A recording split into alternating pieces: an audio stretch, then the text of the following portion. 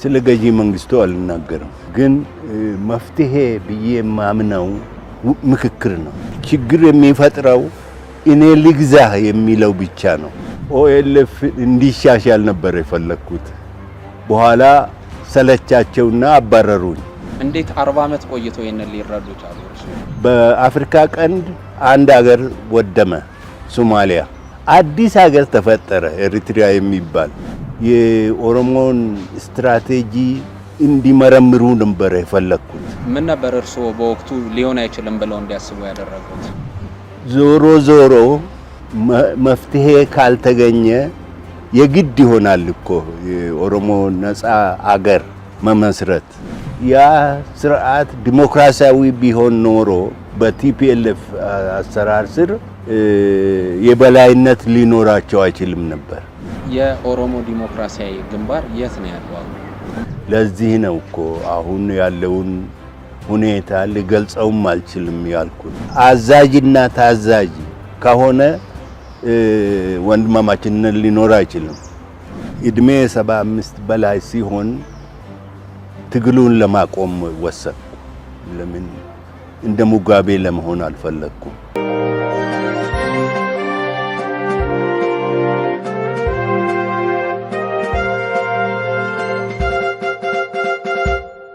መጀመሪያ ላይ የተነሳበት የትግል ስልት አለ፣ መዳረሻ ብሎ ያዘው አለ። ለምሳሌ የኦሮሞ ነጻነት ግንባር ራሱን የቻለ ሪፐብሊክ መመስረት የሚባል በጣም ብዙ ጊዜ የሚነሳ ሂደት አለና እርሶ እንግዲህ ላለፉት በርከት ያሉ አመታት በዚህ ሐሳብ ውስጥ ነበሩ።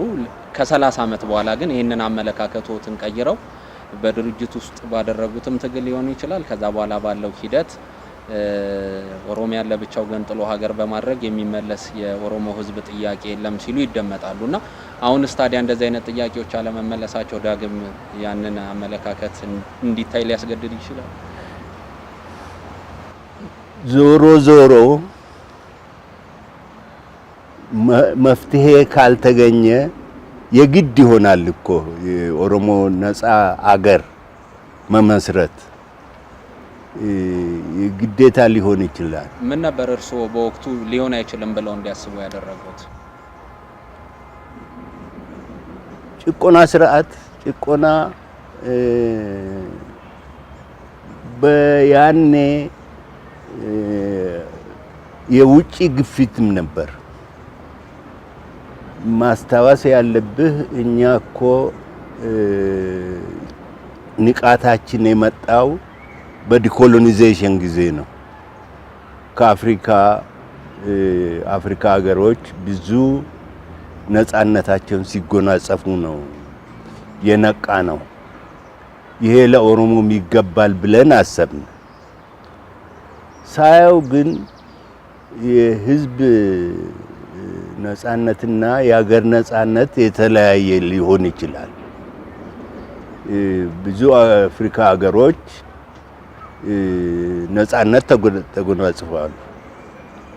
ነገር ግን ህዝቦቹ መብታቸው አይከበርም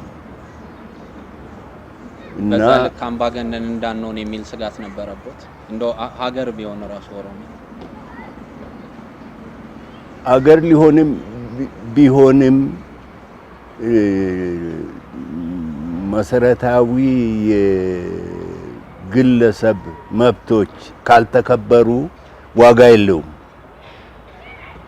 ነፃነት አልመጣም ማለት ሊብሬሽን አልመጣም ማለት ነው። ነፃነት መጣ እንጂ ሊብሬሽን አልመጣም ማለት ነው።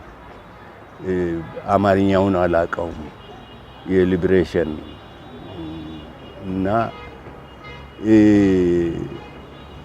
አገር ኢንዲፔንደንት ሆኖ ህዝብ ሊብሬሽን ሳያገኝ ሲቀር በጣም ክፉ አይነት ሁኔታ ነው የሚፈጠረው። የህዝብ ነፃነት ማለት ነው። አሁን እና ያንን አቮይድ ለማድረግ ንቁ ተሳትፎ ያስፈልጋል ማለት ነው። የውጭ አምባገነን አስወግደህ የራስህ አምባገነን ስር መውደቅ ራሱ የተሻሻለ ነው ብዬ አልቀበልም እና ሁለቱም መወገድ አለባቸው። ያንተም ጨቋኝ የውጭም ጨቋኝ መወገድ አለባቸው። ህዝቦች የራሳቸውን መብት ማስከበር መጠበቅ መቻል አለባቸው ብዬ አምናለሁ። ምናልባት ይሄ የኮሎኒያል ቴሲስ አስተያይ አሁን ላይ አብዛኛውን ጊዜ በኦሮሞ ሊቃን ዘንድ የሚነሳ ነውና አሁን ፍሩሽ ሆኗል ብለው ነው የሚያስቡት እርስዎ? ምን የዚህ የቅኝ ግዛት ሀቲት የሚባለው ወይም ደግሞ ኦሮሚያ በኢትዮጵያ ቅኝ የገዛቻት አንድ ሀገር ናት ተብሎ የሚታሰበው እሳቤ ለውጥ አላመጣም ብለው አስበዋልና አሁን ላይ ያንን አካሄድ የሚሄዱ ወይም ደግሞ የአይነት አመለካከት ያላቸው ሊቃን እንዴት ነው የሚያዩት ታዲያ? እኔ ማምነው ጭቆና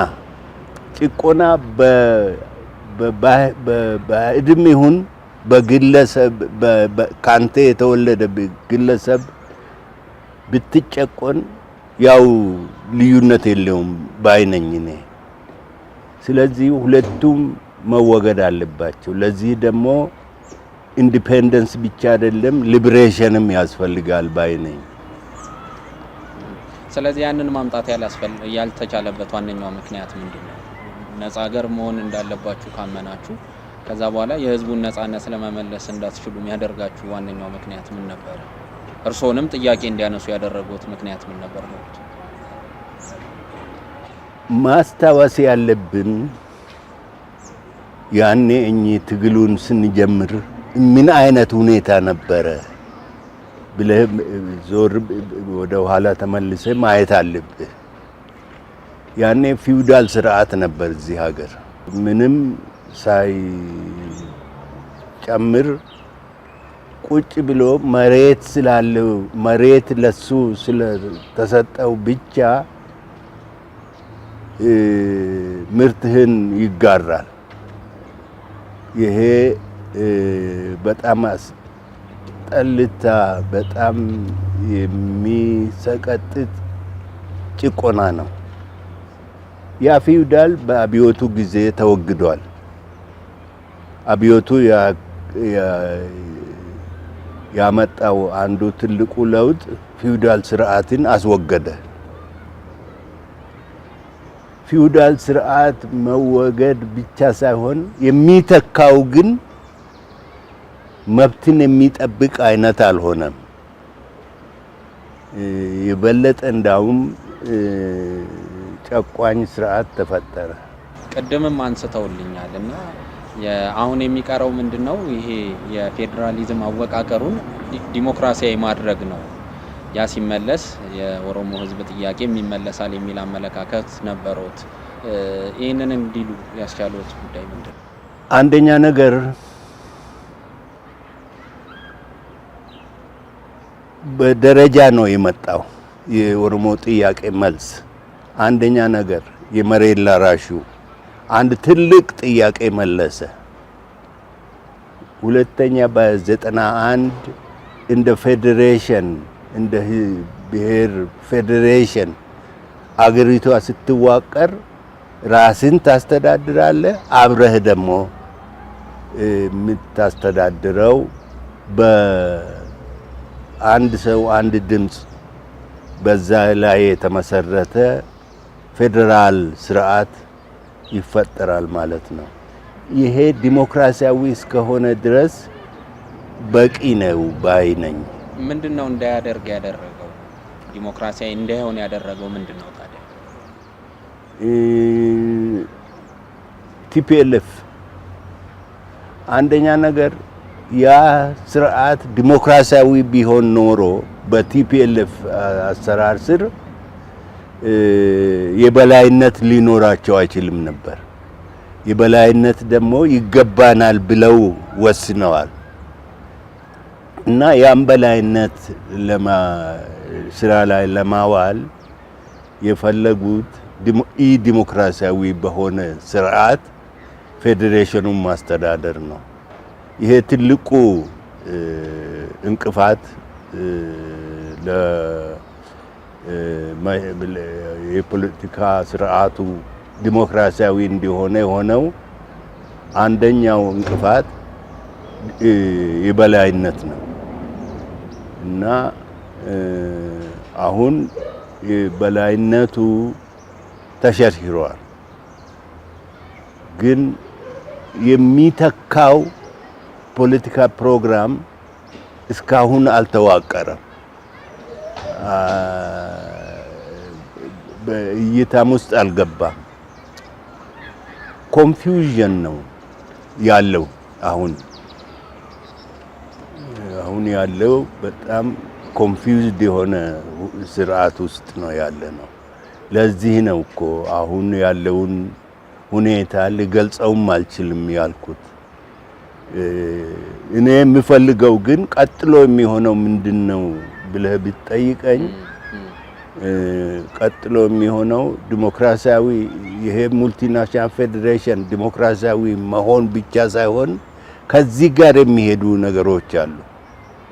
አንደኛ የኢትዮጵያ አንድነት መለወጥ አለበት። በምን አይነት መልኩ?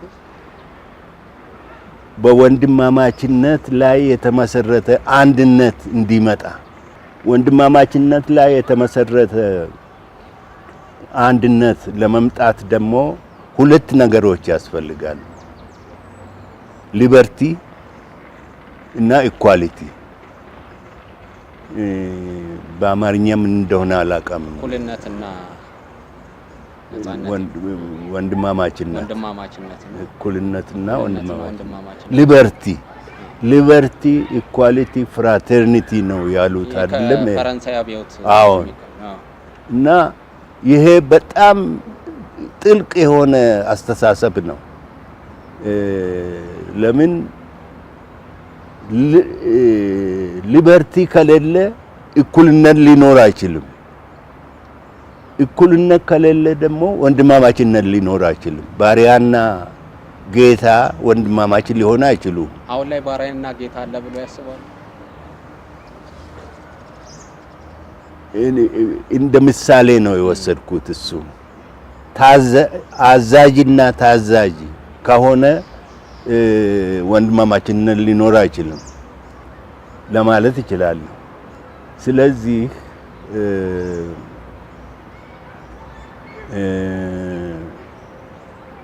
የሚቀጥለው እንግዲህ የኢትዮጵያ አንድነት በእኩልነት ላይ የተመሰረተ ወንድማማችነትን የሚያንጸባርቅ ሁኔታ መፈጠር አለበት ብዬ አምናለሁ። አንደኛ። ሁለተኛ ኢትዮጵያዊነት ስንል ኢትዮጵያዊነት ደግሞ የሁሉንም ብሔሮች የኢትዮጵያ ብሔሮች ማንነቶችን ማቀፍ አለበት። ኢትዮጵያዊነትን ስንመለከት ራሳችንን ማየት አለብን እዛ ውስጥ።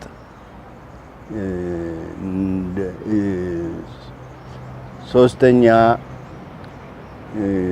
ነጥብ መምጣት ያለበት ሁለቱም የብሔርም የግለሰብም መብት መከበር አለባቸው። ብሔሮች ራሳቸውን የውስጣቸውን በራሳቸው እንዲያስተዳድሩ፣ አንድ ላይ ደግሞ በፌደራል ሌቭል በህዝቦች ብዛት ላይ የተመሰረተ ድምፅ አሰጣጥ ተፈጥሮ በዛ ደግሞ ዲሞክራሲያዊ የሆነ ስርዓት ፌደራል ስርዓት መኖር አለበት ብዬ አምናለሁ። እነዛ ሂደቶች ካሉ አሁን ላይ የሚመጡ ሁለት አይነት ዳይኮቶሚዎች የበዳይ ተበዳይ አይነት ትርክቶች ያሉባቸው ሂደቶች አሁን ድረስ በተቃርኖ ላይ የተንጠለጠለች ሀገርን ይዘን እንድንቀጥል አድርጎናልና ለሚመጡ ግጭቶች አለመረጋጋቶችም ራሳቸውን የቻሉ አበርክቶቶችን እያየን ነውና እርሱ ይህንን እንዴት ነው የሚያዩት? እኔ ይሄ ፌደራል ዲሞክራሲያዊ ስርዓት ይሄ የብሔሮች ፌዴሬሽን ዲሞክራቲክ እስከሆነ ድረስ ይሄ ይወገዳል ብዬ አምናለሁ። በአንድ ሁኔታ ላይ ወገድ ይችላል። እኔ ካላስተዳደርኩ የሚል ኃይል ከተፈጠረ ያኔ ችግር ይፈጠራል እና ለዚህ ነው እኩልነት እና ወንድማማችነት የህዝቦች መብት መከበር አለበት የሚለው እንደው አንድ ነገር ላንሳለውትና በተለይም እንደው ብዙ ጊዜ ሲነሳ ስለምንሰማ ነው። ቅድምም አንስቼልዎታለሁ። እርሶ ከ40 ዓመት በላይ የደከሙለት የታገሉለት በሜዳም በቢሮም ሆነው ሲታገሉለት የቆዩት ትልቁ የኦሮሞ ህዝብ ጥያቄን ያነገበውን ኦነግን ትተው የራስዎትን የሆነ ድርጅት ለመመስረት በራስዎት የፖለቲካ ድርጅት ውስጥ ለመንቀሳቀስ ሲወስኑ እንዴት ነው ያገኙት ምህዳሩን? ከዘማለ ማለት ኦኤልኤፍ እንዲሻሻል ነበር የፈለኩት ውስጡ ነው ማለት ነው። አሁን በኋላ ሰለቻቸውና አባረሩኝ። ሲያባረሩኝ ከፍተኛ የቀውስ ደረሰብኝ። እንዴ አሁን ይሄን ያህል ሁሉ አመት ታግዬ እንዴት ቁጭ ብዬ ዝም ብዬ ተዋለሁ ብዬ ብዙ ተጨነቅኩበት። መጨረሻ ላይ ኦሮሞ ዲሞክራሲያዊ ግንባርን ፈጠርን ማለት ነው። ኦሮሞ ዲሞክራሲያዊ ግንባር ከኦኤልኤፍ ጋር የሚለየው በሁለት ጉዳይ ነው። አንደኛው የመገንጠሉ ጉዳይ ነው። አንደኛው ይሄ ፌዴሬሽን ዲሞክራቲክ እስኪሆን እንዲሆን እንታገል ማለት ወሰነ። ሁለተኛ ያ ደግሞ ዲሞክራሲ ስለምንፈልግ በሰላም ሁኔታ ነው የሚካሄደው እንጂ ትግሉ በትጥቅ ትግል ልናካሄደው አንችልም። ያ ራሱን የሚያሸንፍ ይሆናል። ለምን በትጥቅ ትግል ዲሞክራሲ አይመጣም? እንዴት 40 ዓመት ቆይተው ይሄን ሊረዱ ቻሉ? እኔ ምን አለበት ብዙ ዓመት ቢፈጅብኝም እስከተረዳሁት ድረስ ሲገባኝ እቀበላለሁ። ምን ወንጀል አለበት እንዴ? ዘገይተ ተረዳ ማለት የሚያስወቅስ ነው? የሚያስወቅስ አይደለም። እንደው ምናልባት ያን ያህል ዓመት በእንደዚህ አይነት ሁኔታ የፖለቲካን እንቅስቃሴ ለማድረግ የሚያስችል አስተያይ ሁኔታ እንዴት አላዩም ከሚል መነሻው ነው። ብዙ በሽግግሩ ጊዜ ብዙ ነገሮች ተለወጡ። 83 ማለት ነው። ከ83 በኋላ ብዙ ነገሮች ተለወጡ። ኢትዮጵያ ከአንድ በላይነት ወደ ሌላ በላይነት ተሸጋገረች። በአፍሪካ ቀንድ አንድ ሀገር ወደመ፣ ሶማሊያ። አዲስ ሀገር ተፈጠረ፣ ኤሪትሪያ የሚባል። በዓለም ደረጃ ቀዝቃዛው ጦርነት አበቃ፣ አለቀ። እና ይሄን ሁሉ ዞሮ ዞሮ ግፊት ይኖረዋል በጥያቄ ላይ። የኦነግ አመራር አካላት ይሄንን ሀሳብ ውስጥ አስገብተው የኦሮሞን ስትራቴጂ እንዲመረምሩ ነበር የፈለኩት። ለዚህም ብዙ 3 መጽሐፍት ጻፍኩ በዚህ ጉዳይ ላይ እና ይሄ ሲሆን ግን ትግሉ ቀጠለ። አሁን እንግዲህ ዲሞክራሲያዊ ይሆናል አይሆንም በሚለው ላይ ነው ያለ ነው። የኦሮሞ ዲሞክራሲያዊ ግንባር የት ነው ያለው? ኦሮሞ ዲሞክራሲያዊ ግንባር ከኦሮሞ ዲሞክራቲክ ፓርቲ ጋር ሜርጅ አደረገ። ኦሮሞ ዲሞክራሲያዊ ፓርቲ አለ ዛሬ የለም የሚለው ጥያቄ አላቅም። እርስዎ አሉበት አይደል? የለም። እኔ አንደኛ ነገር ጊዜ ያበቃ ነበር ያ ለውጥ ስራ ላይ ሲውል ከኦሮሞ ዲሞክራሲያዊ ፓርቲ ጋር ሜርጅ አደረግን። ኦሮሞ ዲሞክራሲያዊ ፓርቲ ካለ ኦዲኤፍም እዛ ውስጥ አለ ማለት ነው። ከሌለ እንደ ኦሮሞ ዲሞክራሲያዊ ፓርቲ ነው የሆነው ማለት ነው። እርሶ ከአባልነትም ነው ራስዎን እንትን ያደረገው? አሁን 75 ሳልፍ እድሜ 75 በላይ ሲሆን ትግሉን ለማቆም ወሰንኩ። ለምን እንደ ሙጋቤ ለመሆን አልፈለኩም እና ያበቃም። መልካም እንደው ትንሽ ነገር እንዲያነሱልኝና መደምደሚያ እንድናደርግ የምፈልገው ምንድነው አሁን ላይ ያለውን ሂደት በምን አይነት ሁኔታ ማስተካከል እንችላለን የሚለውን በተለይ ከኦሮሞ ሕዝብ ጥያቄ ጋር አጠቃላይ ደግሞ ቀጠናዊ ወይም ቀጠናዊ የሆኑ ለውጦች የሚያመጡ ሂደቶች አሉ። ያንን አስተሳስረው አሁን ላይስ ያለውን ገዢ መንግስት እንዴት ነው የሚመለከቱት? ስለ ገዢ መንግስቱ አልናገርም፣ ግን መፍትሄ ብዬ የማምነው ምክክር ነው። ምክክር አድርገን ብዙ ነገሮች መፈታት አለባቸው። ምክክር የምናደርገው ዲሞክራሲያዊ ስርዓት እንዲፈጠር ነው። ዲሞክራሲ ማለት ነው ማለትሞ ደግሞ የህዝብ ግዛት ማለት ነው። የህዝብ አስተዳደር ማለት ነው። ህዝብ አለ ወይስ ህዝቦች ናቸው በኢትዮጵያ የሚለው መፈታት አለበት። ይሄን ካልፈታን ወደ ዲሞክራሲያዊ ስርዓት መገንባት ልንሻገር አንችልም። እና ምንድነው ልዩነቱ ለእርሶ ህዝብና ህዝቦች የሚለው? ምናልባት ብሔር ብሔረሰብ ህዝቦች ሲባል በሁለት ደረጃ ራሱ ኦሮሞ እንደ አንድ ህዝብ የራሱን ሁኔታ የራሱን መብቶች በህገ መንግስቱ በውስጣዊ ህገ መንግስቱ ይቀርጸዋል ማለት ነው። እንደ ህዝቦች ደግሞ ተሰብስበን በፌደራሉ ደረጃ ሌላ የሚያስተሳስረን ህገ መንግስት ይኖራል ማለት ነው። ይሄ አይነት አመለካከት ነው አሁንም ቀውስ ያለው። ምናልባት ከነስታሊን አስተምሮት የተቀዳው አይነት የብሔር አመለካከት እዚህ መምጣቱ ነው የሚሉም ስላሉ ነው ይሄንን ያነሳው ነው። ስታሊን ጀግና ሰው ነበር። የጀርመንን ሰራዊት ያሸነፈ ሰው ነው። እንደው በቀላሉ ልንሰርዘው አንችልም እና የሱን ስም በማንሳት የብሔር ጥያቄዎችን ለማንቋሸሽ የሚሞክሩ አሉ። ይሄ ይገባኛል።